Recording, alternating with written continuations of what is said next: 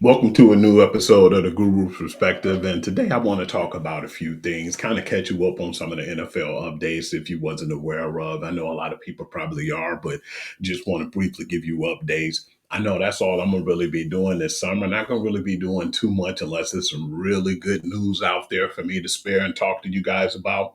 But for the most part, I'm gonna just chill and relax and enjoy this summer. Today, I'm doing this show and I'm gonna do it a little earlier than normal because it is hot as hell outside. It's definitely about to reach those peaks.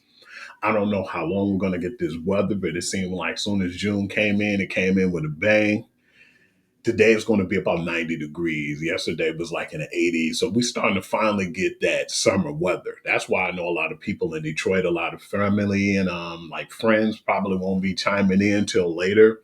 I like to give a shout out to everybody too who love and support the show. And I can't forget, and I've been forgetting one of my dearest friends too, my friend Amanda, who always showing love and advertising and, putting me out there as well on the social media. But I appreciate everybody from my boy Daryl Davis and my sister Harriet, Veronica, my, just close family and friends and all my loved ones. I don't want to leave anybody out, but just want to say thank you and I appreciate that. I'm going to be on here for the summer, maybe like 4 shows, five max. So this was one of the shows I wanted to do just to keep you guys in tune because I was off last week and I feel like I owe you guys that. I want to start off and talk about, and it's perfect timing right now because the NBA is about to come on pretty soon. The finals will be here. This is one of the main things I wanted to talk about.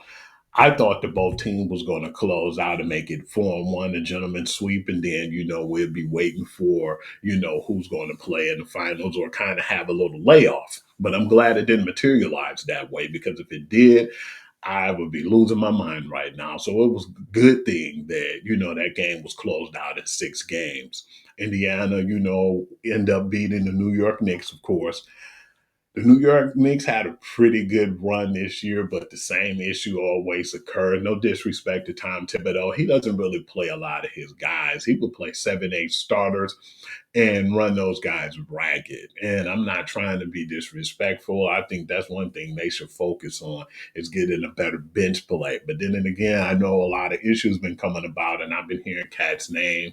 They've been using him as a scapegoat, I feel like. But at the same time, I've been hearing that he hasn't been executing the defensive plays and the things they want him to do.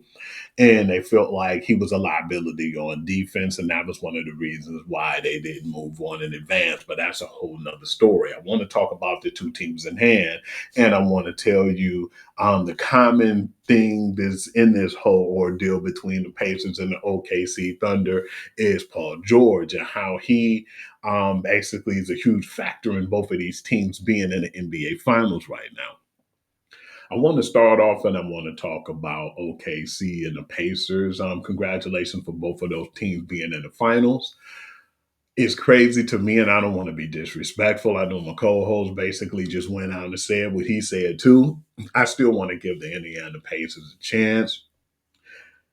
If it was wrapped up right now, I'm not trying to be funny. I still feel like it'd be OKC in 6.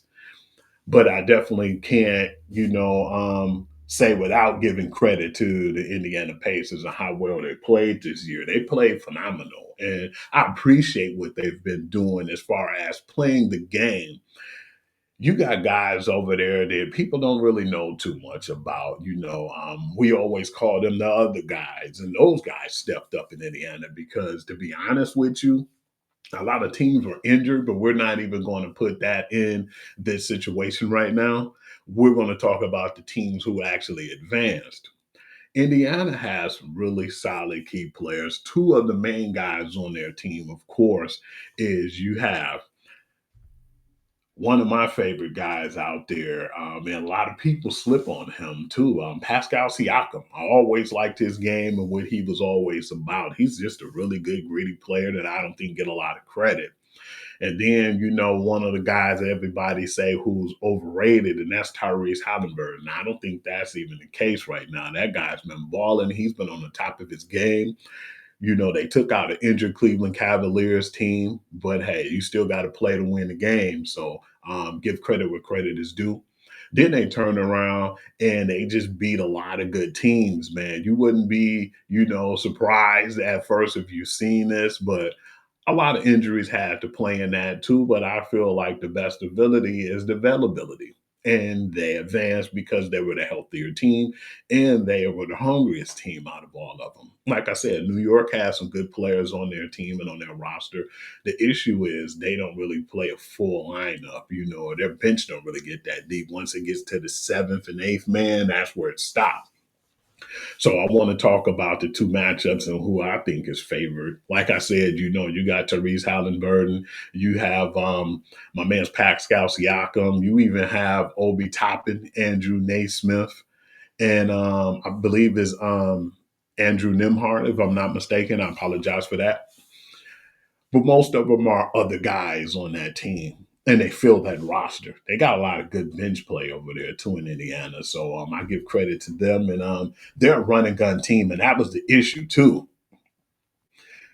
I feel like when you have a team that plays like Indiana and you had the Knicks, I just didn't think they could keep up. That run and gun style wore them out because they didn't have enough players. That was a smart execution on their behalf because a lot of people already was calling it the Knicks going to the finals. I even said, Lord forbid, this is what the NBA may want. But no, man, that all changed when Tyrese Halliburton came in the picture. I was surprised too that Pascal Siakam got the MVP, but at the same time, I believe what happened was that inconsistent game five when Tyrese Halliburton had those 8 points. That's what cost him that MVP, or the best player in the conference championship, because of course I wouldn't even really care about that, MVP. The main MVP I would care about is the one in the regular season. But on top of that, the MVP of the NBA Finals, whoever get that should be really happy. So I wouldn't even worry about that award. I felt like, Tyrese Halliburton came up short because he had that one bad game. It definitely was his to lose, and he lost it by having that crappy game five.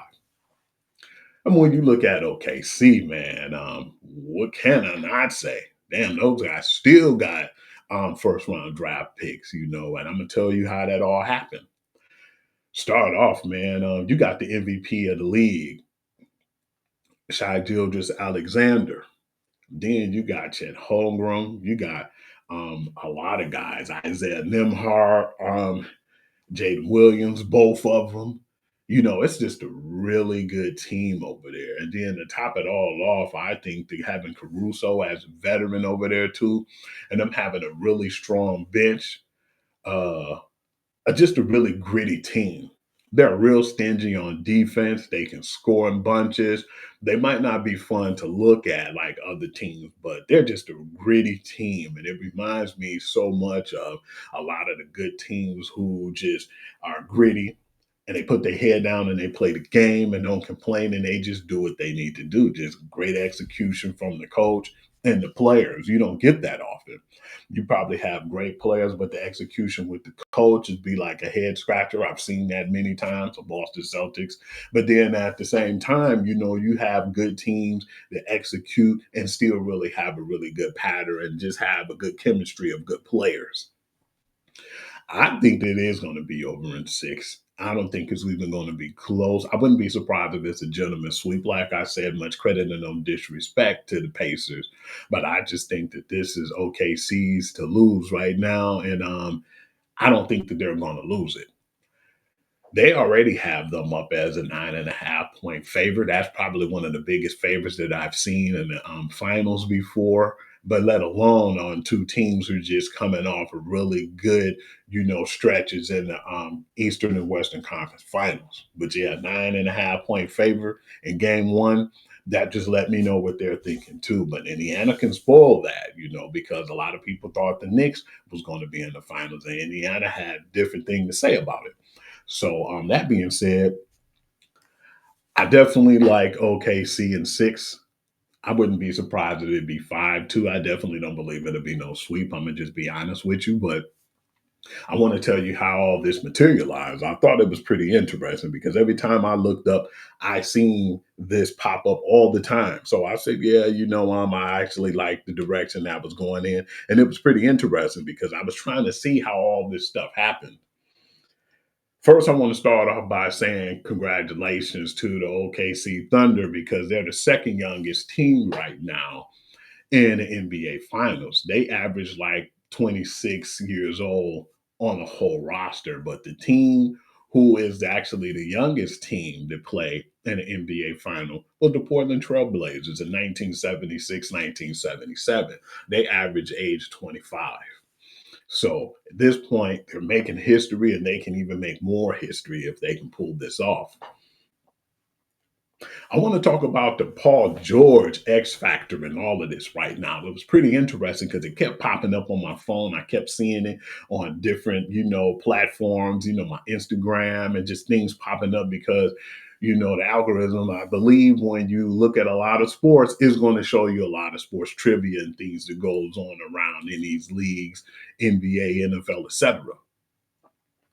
So the Paul George effect in this is two things he have in common. He played for both teams, Indiana Pacers. He was drafted from them in 2010, and then he went to OKC to play. He was the basically Kevin Durant replacement when he left and went over to the Golden State Warriors. Paul George trade directly helped Indiana Pacers and OKC to reach the NBA Finals, of course. For the fourth time in an NBA career, Paul George didn't make the playoffs, but both his former teams did. That's pretty interesting. Paul George have ties with both, of course, Indiana and OKC, which I just explained. He was traded, of course, to OKC in the absence of Kevin Durant when he went to Golden State. That trade had the Indiana Pacers landing Victor Oladipo and Domantas Sabonis. Paul George played 2 years in OKC. Then he was traded to the Clippers. Now, this is where it get interesting at. The Clippers get Paul George. The Thunder got Shai Gilgeous-Alexander, Danilo Gallinari, Miami Heat's 2021 unprotected first round pick, Clippers 2022 unprotected first round draft pick, Clippers 2024 unprotected first round draft pick, Heat lottery protected 2025 first rounder, swap rights with the Clippers 2025 first rounder. Clippers 2026 unprotected first rounder. And just like that, the potential dynasty has begun over in OKC. And that's how all that started off, too. Because when I kept seeing that, I was like, okay, what is it and what's the impact of Paul George and him being on both teams? I just knew that he played on both teams. But to see all this stuff, I really thought it was interesting.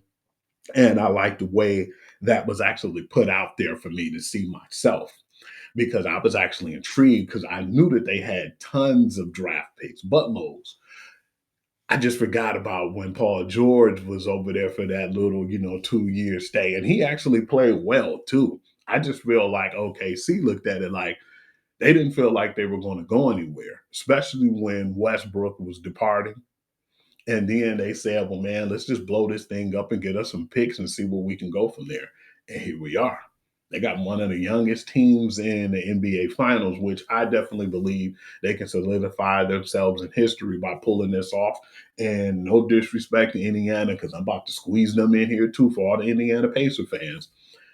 They can pull off history as well. These are both two franchises who never won an NBA title. So whoever wins, tilt my hat off to them because you know why? This is their first NBA title.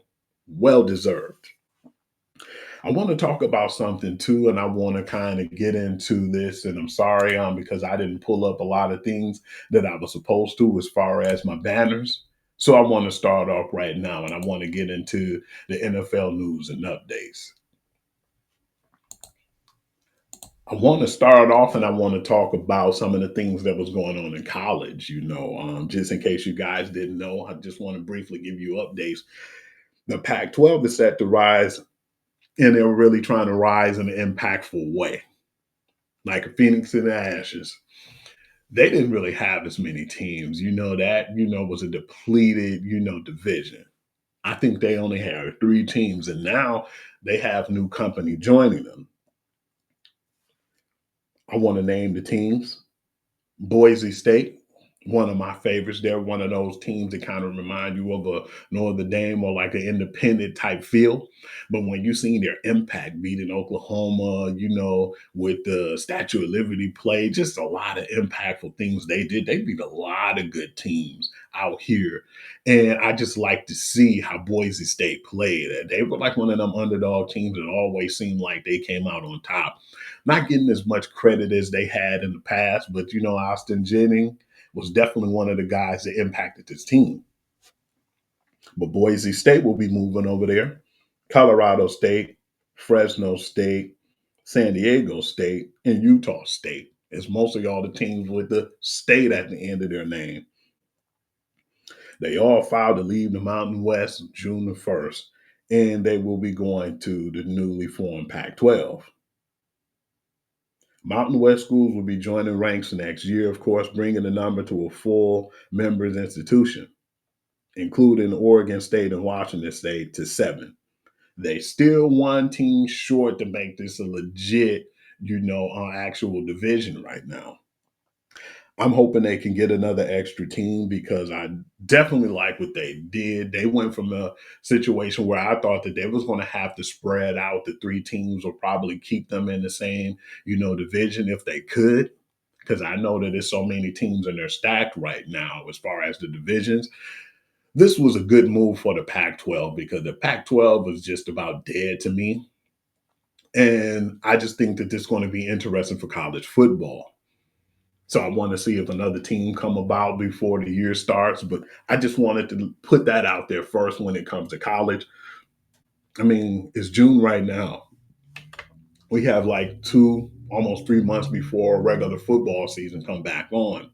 And I'm just laid back right now and I just want to see what happened. But I just thought that was a huge move. I want to talk about a few things too that's going on, just in case you guys wasn't aware of it. First and foremost, the Bills head coach Sean McDermott announced that Joey Bosa will be out for a specific amount of time after sustaining a calf injury. This is alarming to me because he hasn't played a game yet. He hasn't stepped foot on an NFL field. And he's already having, like, even if it's a minor injury, it's still substantial because his career was impacted by tons of injuries because we've always thought Joey Bosa was a really talented player, probably the best out of the two Bosas. But then Nick Bosa comes up and he stayed consistent and he's definitely never really banged up like his brother. They both get injured, but not as much as Joey has in his career. So that's been hurting him and holding him back because I feel like a healthy season with the Chargers possibly could have got him opportunity where they could have seen a Super Bowl or, even more. They could have made a dynasty, but him being injured, I can't really blame it all on him. There's been a lot of hiccups in that organization. Thank God they have Coach Harbaugh over there now. But him being injured definitely it brings back a lot of flashbacks of him not being healthy and not performing at the high level that we know that he could. But that was one of the things that I've heard, and just sour grapes right now, in my opinion. On June the 1st, the San Francisco 49ers traded a mid-round pick to the Philadelphia Eagles for the edge Bryce Huff and paying $7.9 million of the guaranteed salary. I think that's really a hefty way to pay a person who I feel like who was coveted in free agency, who didn't do a damn thing last season. He had 2.5 sacks. He was a guy who played with the New York Jets and played really well. I don't know what happened, but then I think I get it. No disrespect. Bryce Huff is a really good pass rusher. And to pay that type of money for a person who only had 2.5 sacks is a little alarming. But then you got to put the X factor in this right now, just in case people didn't understand what was going on, or if you didn't know about the updates, what happened over the end of the season. Now they have Robert Saleh back in the fold in San Francisco. He's going to be their defensive coordinator once again after things kind of sizzled out when he was with the Jets. And, he's coming back into his active role. Things didn't go well with their defensive coordinator with San Francisco. So this is, a good thing that happened. They're reunited. And at the same time, you had a guy who, Robert Sala, was the head coach of the Jets when he had some of the best times and the best numbers he had in his career.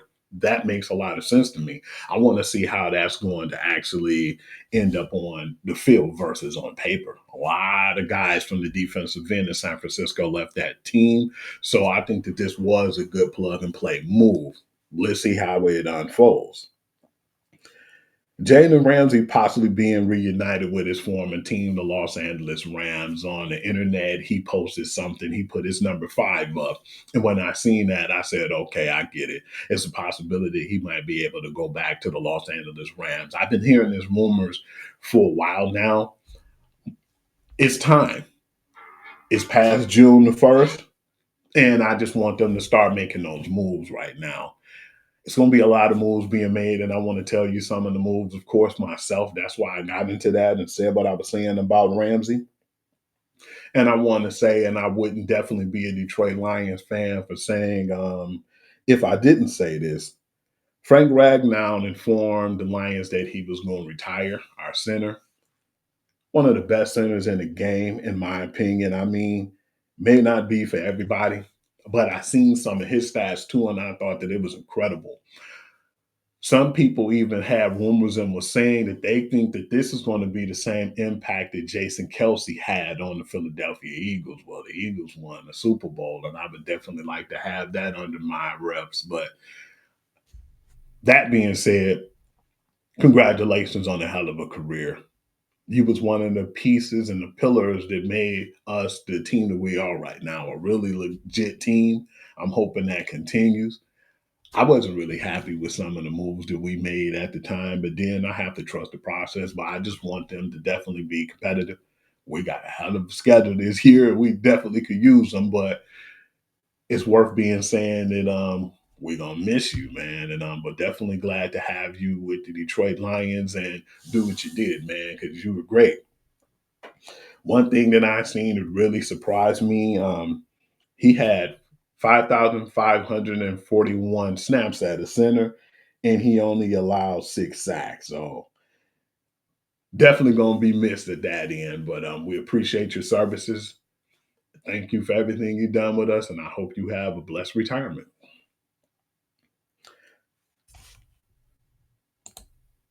Had to put this up because I want to talk about this now. 6 players who can be traded post June the 1st. Of course, I already said Jalen Ramsey. I feel like with his contract, it is really big, and I still feel like you should just keep him just because of that. But I feel like if the Dolphins had traded him before June the 1st, the 25.2 million would have still been a lot to play for, to pay for a player he's usually injured as well. He's had his better years, and I still feel like he's one of the best cornerbacks, but he's injured more than not. I feel like right now the Dolphins will eat some of that money. 8.5 million of the 13.5, and I think that'll be good for them.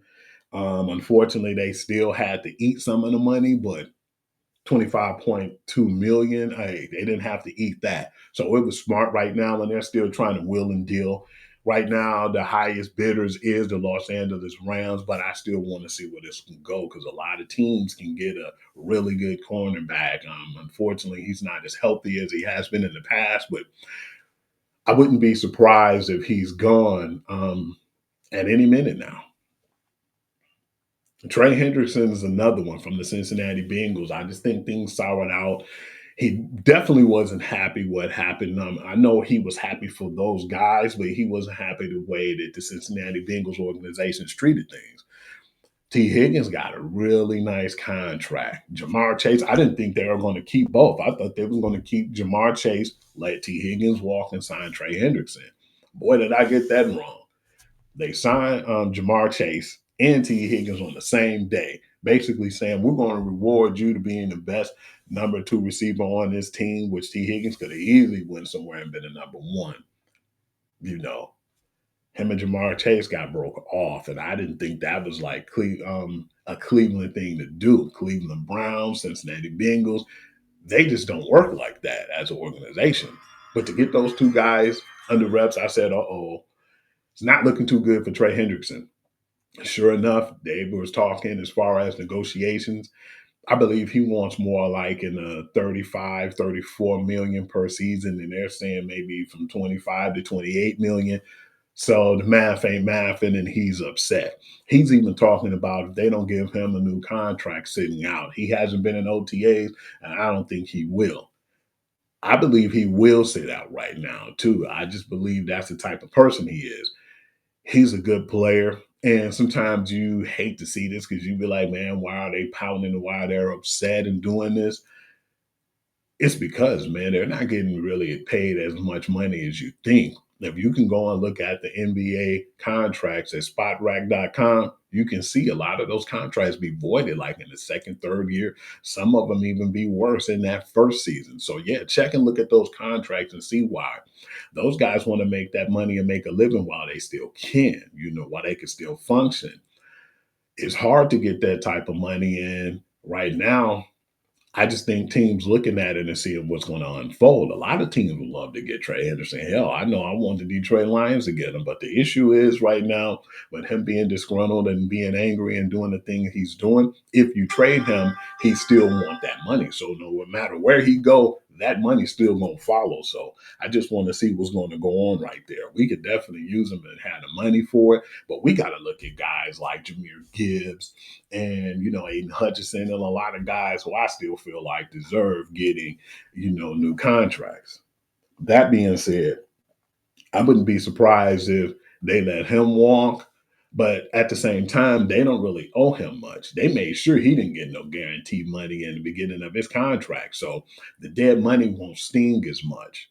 So I'm surprised why they're still holding on, but I want to see what happened. And we still got hell till once it gets to the regular season to see if anything unfolds.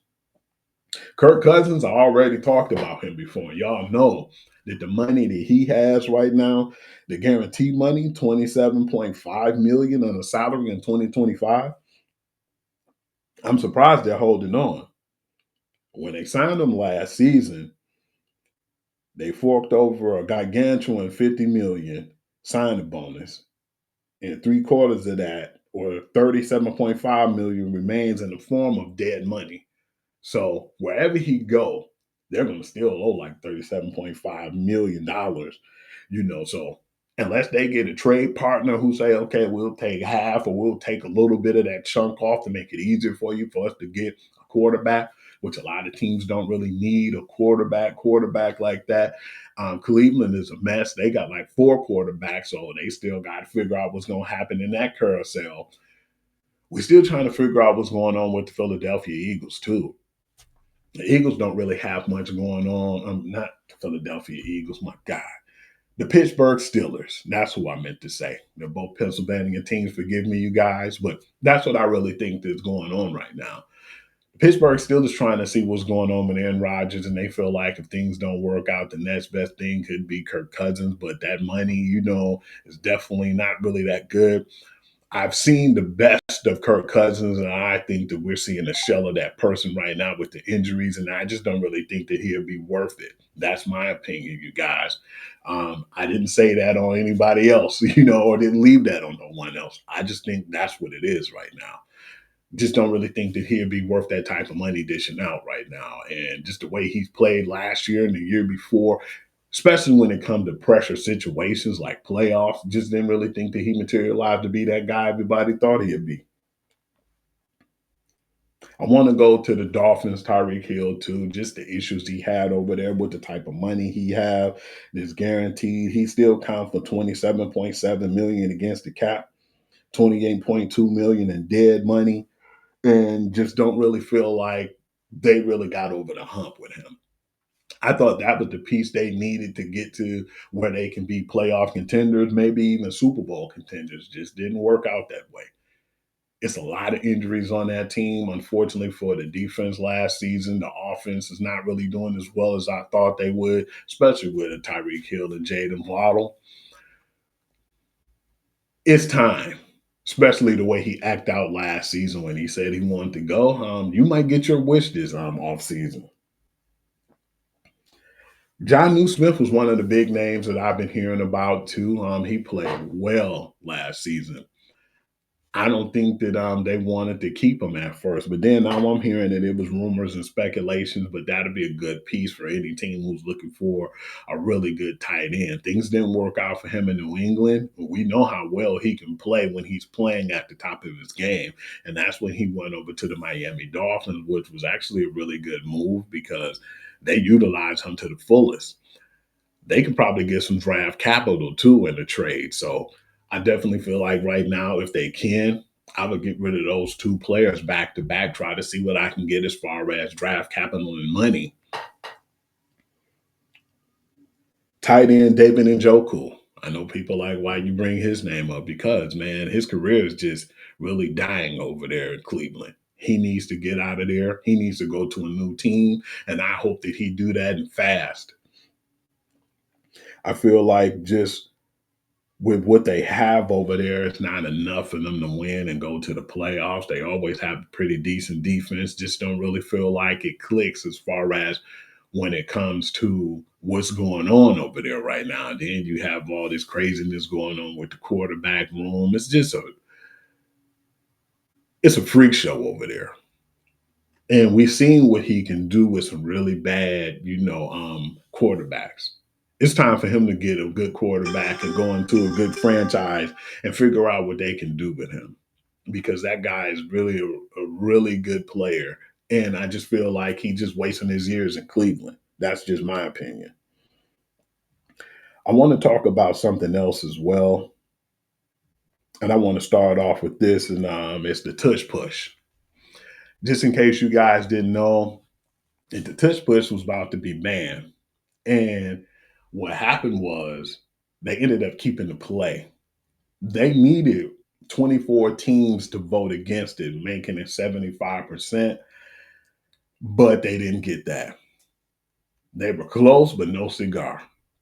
I want to show you all the teams because I got to put the teams on blast who voted against it. And I got to show you the teams that actually voted for the tush push.